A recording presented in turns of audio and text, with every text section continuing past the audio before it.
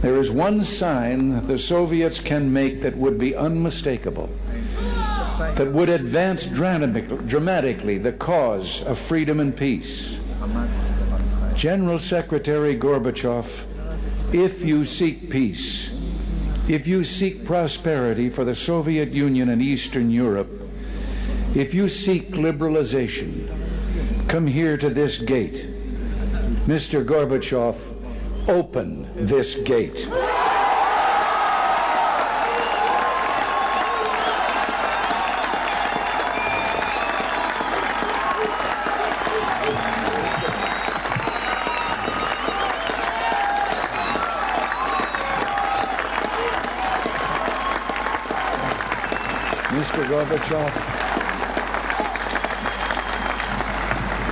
Mr. Gorbachev, tear down this wall.